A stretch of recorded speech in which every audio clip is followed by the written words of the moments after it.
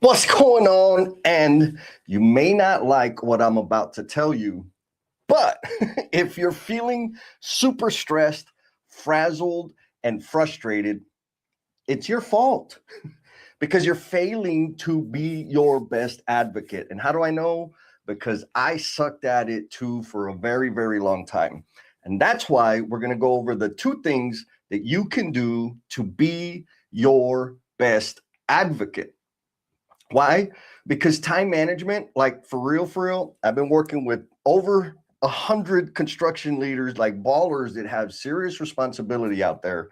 And time management is the thing that's a make or break situation in terms of how quickly you can grow. And the ones that are doing super good at is the ones that like are okay with putting themselves first and making themselves a priority. So the two things, here's the two things real quick. One is do an inventory. And number two is get clear.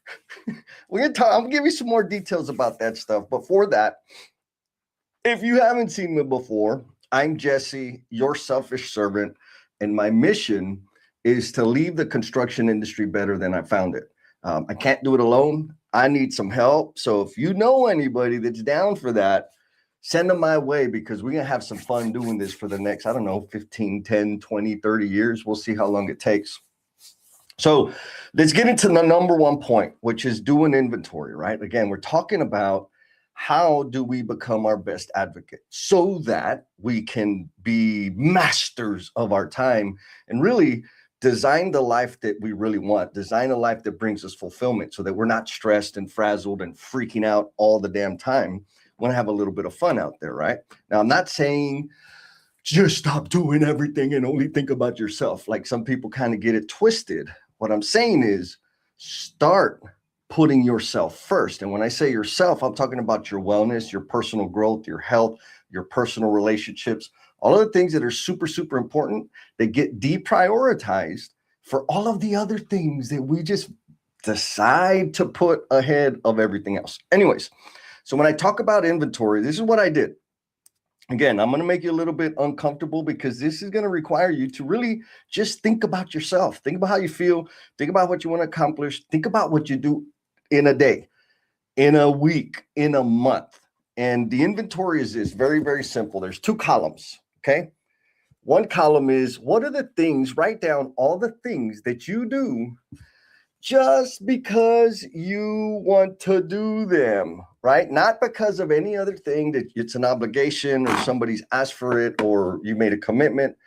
It's just the things that you do because you want to do them. I'll give you some examples. I just got back from a 3-mile run.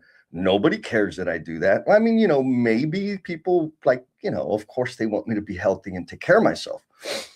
But if I didn't run them, ain't nothing going to happen, right? Ain't nobody going to be mad about it.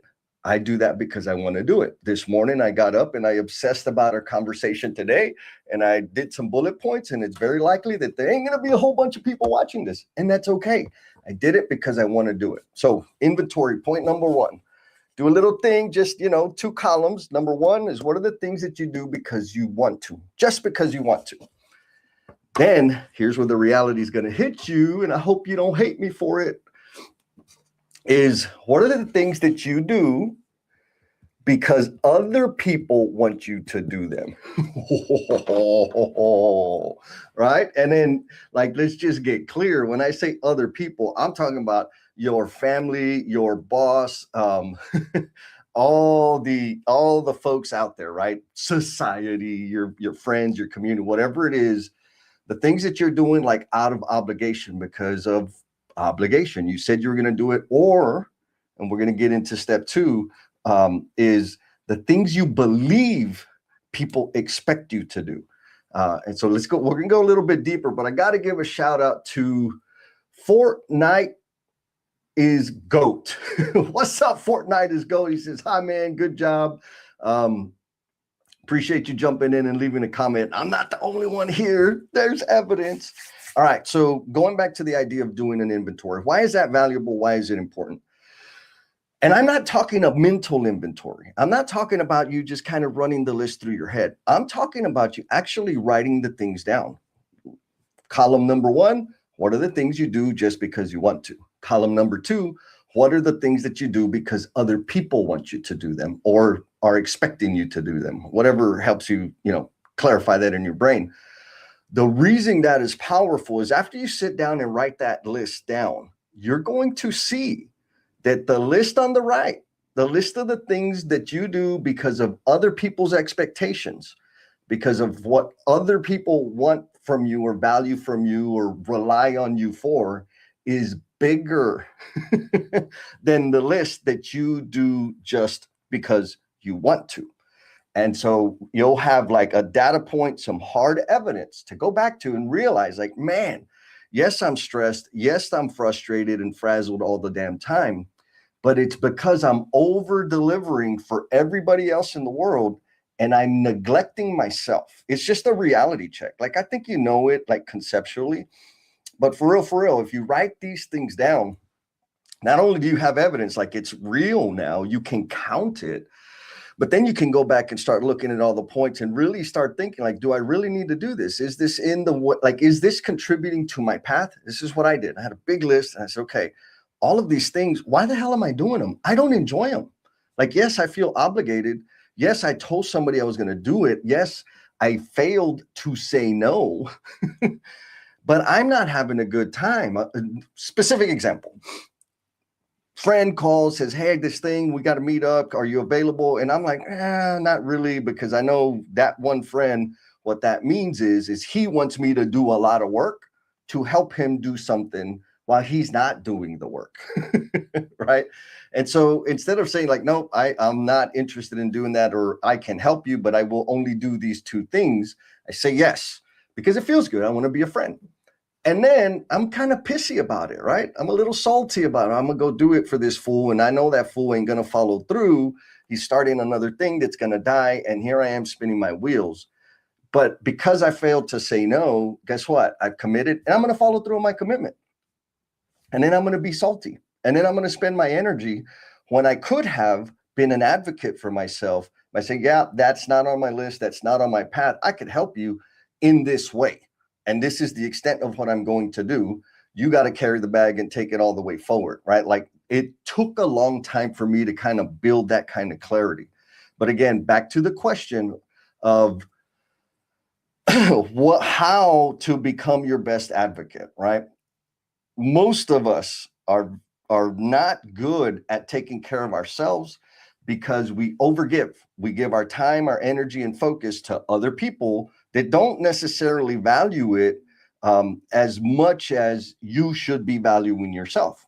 You take care of people, but you take care of people way better than you take care of yourself. And so the idea here is, how do we flip that? Where do we start to do that? Number one, we've already talked about it, is do an inventory. What are the things that you do just because you want to do them? And what are the things that you do because other people want you to do them? We got some comments coming in. Let's see what we got here. We got John coming in from YouTube. He says, okay. My sister Maya. What's up, Maya? Maya says, I'm just realizing that I've gotten so much better with boundaries over the years, making me run this inventory. Oh, Fan has helped me see that. Okay, Maya, thank you for bringing that to the conversation. Because it's another value point, right? Simple, super generic Jesse style inventory. What are the things I'm doing because I want to? What are the things I'm doing because other people expect me to? That's your baseline. That's where you are today. And as you start making little baby steps, like Maya said, start putting some boundaries in, start valuing yourself a little bit more, honoring yourself. You can go back to that original list and say, hey, looky, I'm making some progress. And it's a super powerful point. So I'm very grateful to you, Maya, for making that, because you're an overachiever. I know you are. You're like a class A, solid baller, make it happener. And so when we're assessing ourselves in terms of how we perform and how we accomplish things, we think pass fail. I'm excellent or I'm not. But the reality is the progress is the magic. And we don't really stop very often to look at how far we've come. And so, Maya, again, thank you for bringing that point, right? Boundaries is not an easy thing. It's an extremely difficult thing. It's an amorphous thing. And so this little inventory is going to help us kind of start maybe defining where we should have some boundaries. And then you're going to make some progress. And then you get to celebrate like Maya did. Thank you, Maya. We also have the infamous, fantastic sister, Miss Linda. She says, oh, Scorpio levels of salty here when I do that. Matter at myself than them. Girl, Linda, I know, like that's the thing, right? When I wrote down my list, my little inventory, and I'm looking at the things, all the things that I'm doing for other people. Like for real, it was just, let me just write this stuff down. I'm like, oh, my list was like 5 or 6. This was back in the day. And then I wrote down the other list. And I'm like, that fool's always asking for crap. And she, you know what? I put myself out to jump through hoops to give her that thing that she asked for, like the day she wanted it. And then she sat on it for 2 weeks and then asked me for it again. Like all kinds of saltiness comes out. And that's the point, not necessarily to be salty and pissed off about it, but to start getting clear and identifying who are the people that really, really value your time. Right? Because I'm not saying this idea of being a selfish servant is not about telling everybody to piss off and I'm only going to do for me and what I want.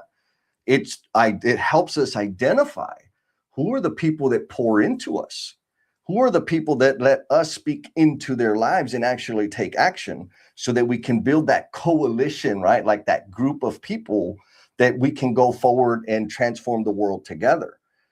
When you make that list, it starts becoming real clear who them fools that they ain't for real. They ain't got it. They're scrubs. And you got to put some boundaries in place for them. But some of them are like ballers, OG ballers, and you need to bring them in closer.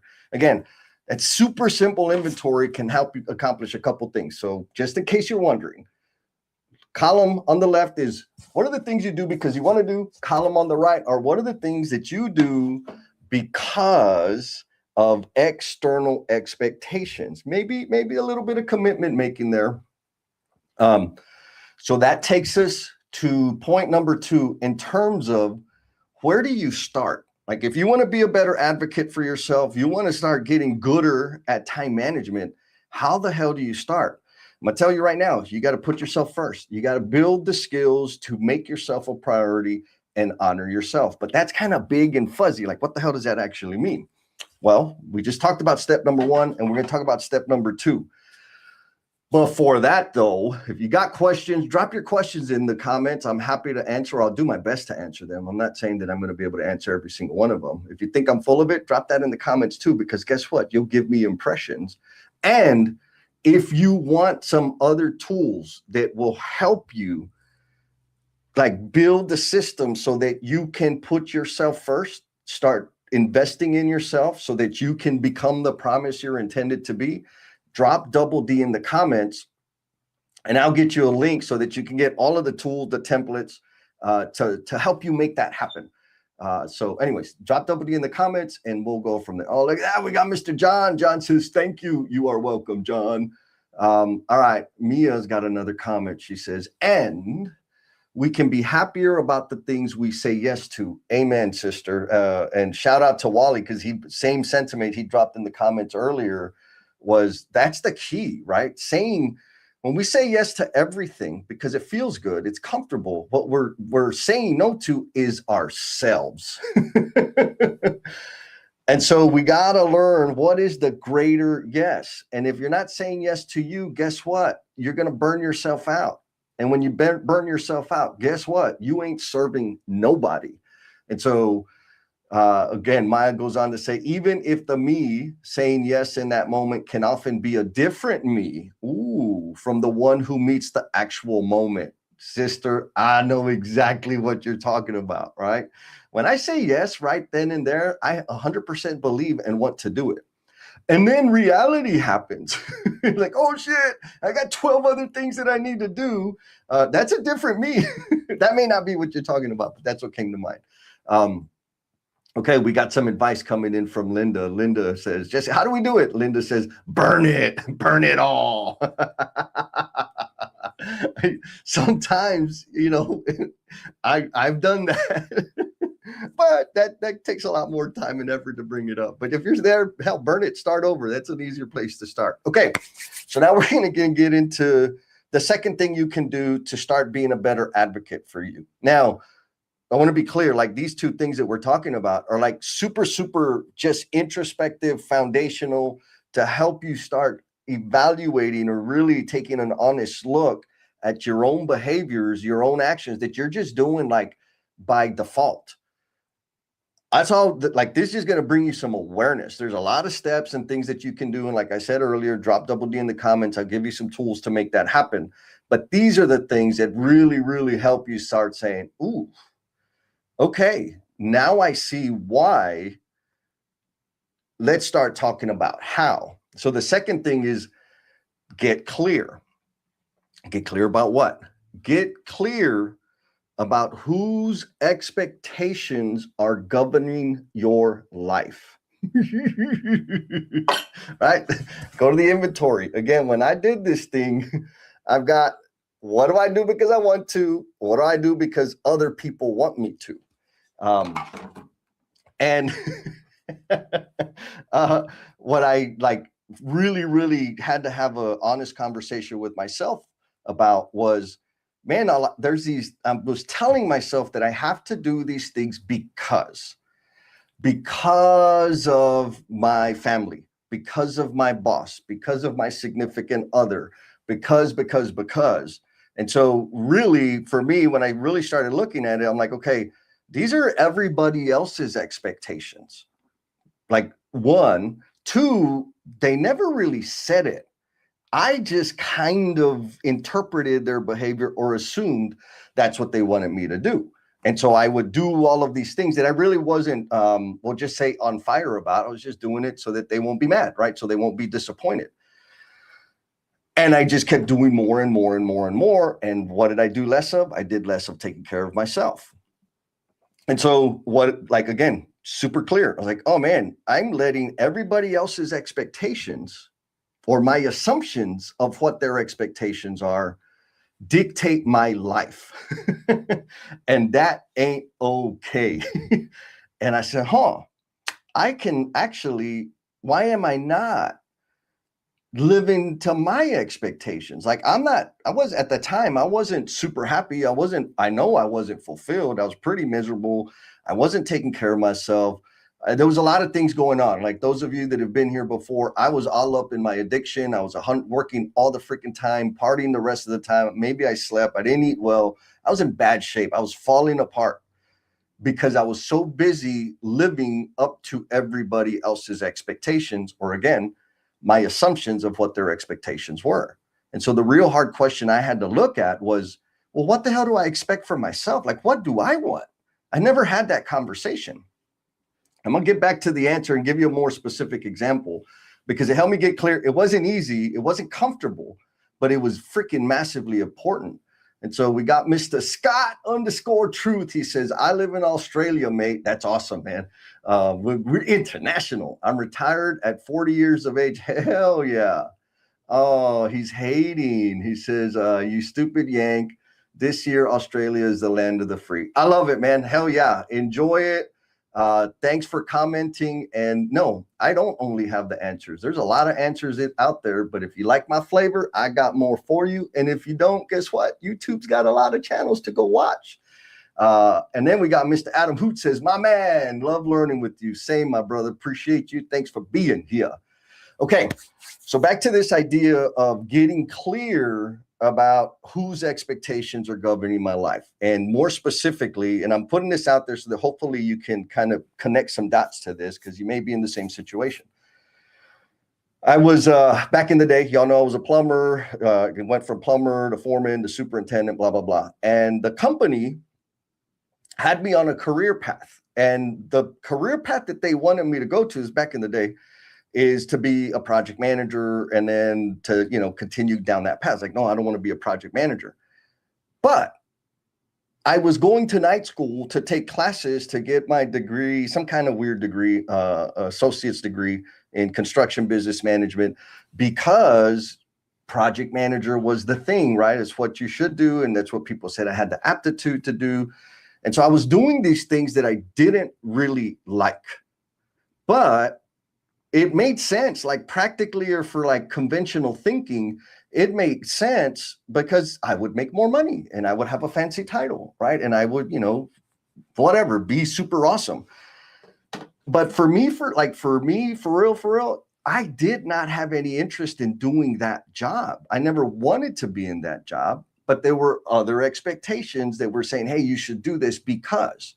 And so I let their expectations supersede my expectations, the desire, and the things that I wanted to do. So that was a simple example, right? Another example, they had another, like, okay, my next step was to be like a corporate asset instead of a business unit asset, which meant I was going to have to move and, do a different kind of work that was going to take me away from the field. And that was like between those two things, one was like around my third and fourth year apprenticeship. And this was a few years later, I got clear. I was like, you know what? I don't want to be a corporate asset because that takes me too far away from the field. I like working with people. Like I like being in the middle of it, like with our internal customers.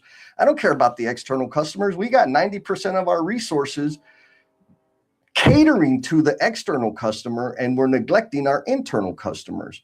And so I got super clear what I want to do, the skills and all the things that are going to bring me the most fulfillment, that I enjoy actually doing, is serving our internal customers, training and development and this sort of thing.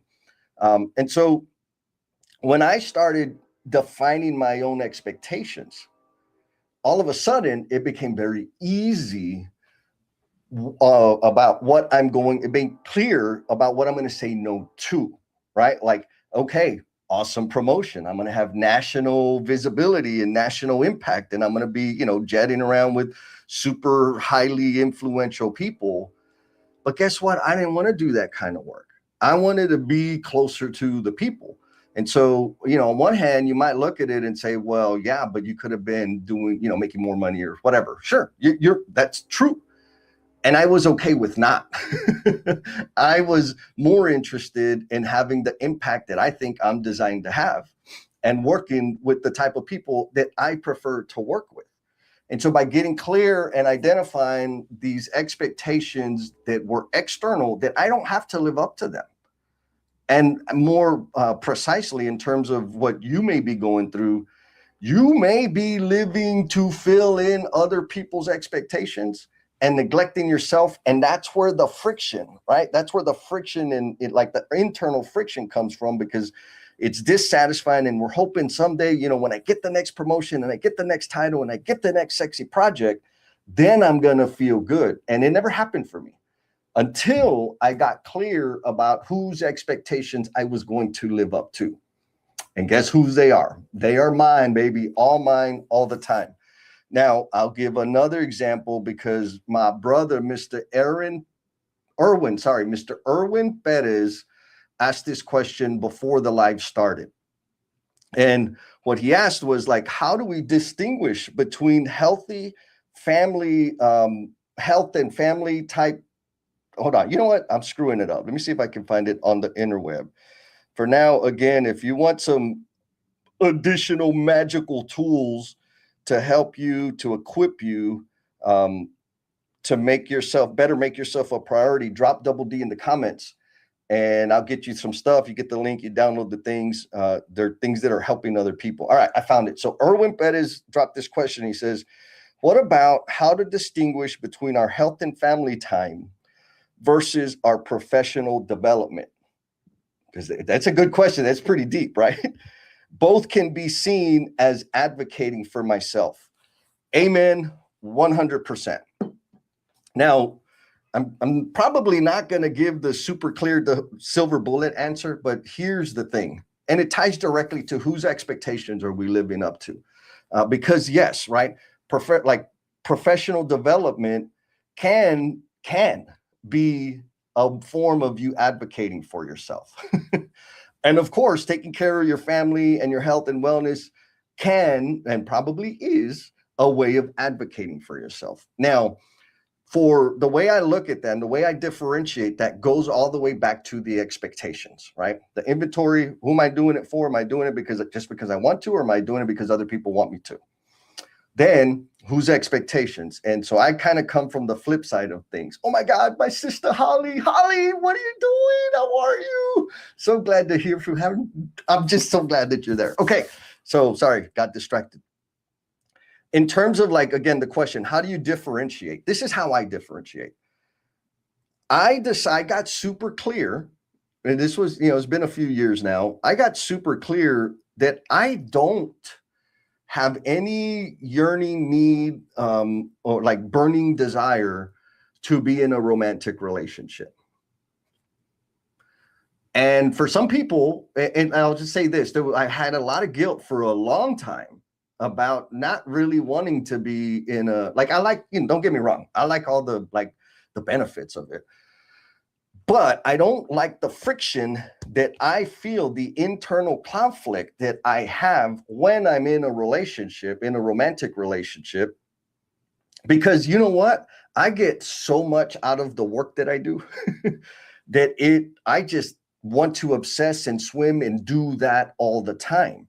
And so what that means is then I show up like my whoever romantic interest only gets a little bit of my time. And that's not cool. That's not okay.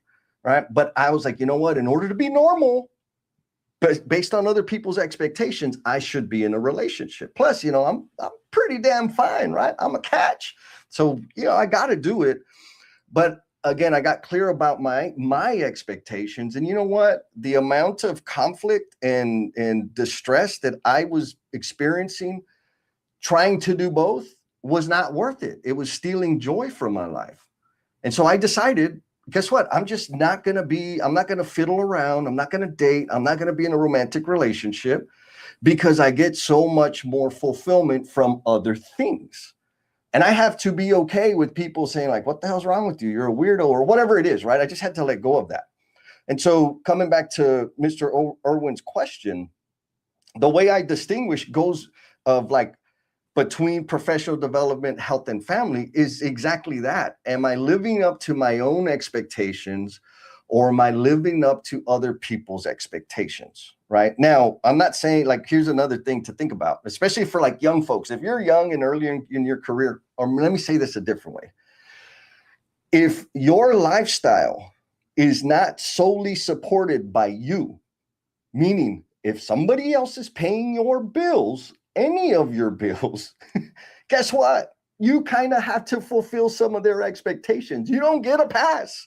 Now, if you're independent and self-sufficient and handling your own game, then you totally get to decide like, hell no, I ain't fulfilling your expectations. I'm gonna fulfill my own, like straight up. And so anyways, I got a little distracted there, but when you're in the position, when you're on your own 2 feet, you're sustaining and supporting yourself and nobody is financially carrying you, you get to look at the thing and say, you know what? I do want to be in a relationship. This is super important to me. Professional development. Yeah, I want to build some new skills, but are you building those skills in a direction, in a path that you like in your bones want to have, right? That you believe are going to add value to the world going forward? Or are you building your these professional skills, the professional development to meet some, CDQ checklist thing so that somebody can, bless you and promote you? That's not a bad thing. But for me, that's it's a thin line, but that's the line between distinguishing of whether professional development is advocating for myself or not, right? If I'm doing it because like, hell, like now I do live streams all the damn time. I can set up my website. I can do all kinds of fancy stuff. I had to build those skills. And the reason I decided to build those skills was because I needed to, because I wanted to, do my little business so that I can serve people in the manner that I believe I'm best designed to serve. And so I had to build those skills to achieve this because I wanted to. There was a period in time, like I said earlier, when I was taking night classes on dumb shit that I had no interest in because it was going to check some box so that I could potentially be promoted to a role that I had no interest in being in, but it was going to make me more money. So in that case, back in the day, I was doing professional development, But it was not me advocating for myself. It was me, playing the role, doing the monkey dance for other people. So hopefully I answered your question, or maybe I just muddied it up. Let me know in the comments. We got another comment. Oh, wait. I'll go to YouTube land. Andres, well, I'll just say Andres, CP9669 says, hi, what's up? And then I have no idea what this is, but maybe y'all do, but that's kind of cool. Maybe it's some secret code. And then we got my brother Tocayo Jesus Trevino, who I got to have a conversation, who's going to be making waves out there in the world. Y'all just wait. He says, good morning, Jesse. So true. Love what you said about 90% catering to external clients, but meanwhile, neglecting their internal clients. Yeah, baby. Jesus, appreciate you, man. I want to also be super clear. Like, there are some freaking phenomenal decision makers out there in the construction industry that are 100% committed to investing and delivering for their internal clients. Those people are my kind of people. They're not the majority yet, but I'm just going to give everybody else a warning. If you're still over investing in your external client and neglecting your internal clients, your employees, guess what? All of those employees, they're a flight risk. They will be leaving and going to these other folks, to my friends, the people that I work with, where they get appreciated, where they're valued, and where they get invested in.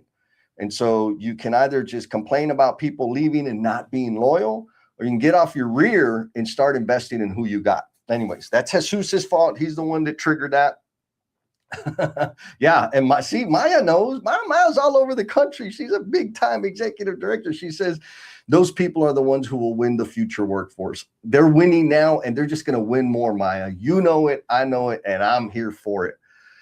All right, folks. Thanks again for jumping in. That was the whole point. And if you're just coming in the live or watching the replay, super quick summary. The two things that I'm going to suggest, or maybe for you to consider, so that you can become a better advocate for yourself, is one, do an inventory. Number two, get clear. Do an inventory. What do you mean? Do an inventory on the things that you do because you want to do them, or because other people want you to do them. Look at the list, evaluate, do some thinking on it. Second step, whose expectations are governing your life? If the majority of them are outside of you, meaning not yours, you got some work to do. There's an opportunity there for you to start evaluating that and defining your own personal expectations. Special star caveat, right? If you are dependent on other people, meaning somebody else is paying your bills, you do not, guess what? You have to live up to some of those expectations. So maybe first step for you is to get independent. And for the rest of you, I love you. Be cool, be kind to yourself, and we'll talk at you next time.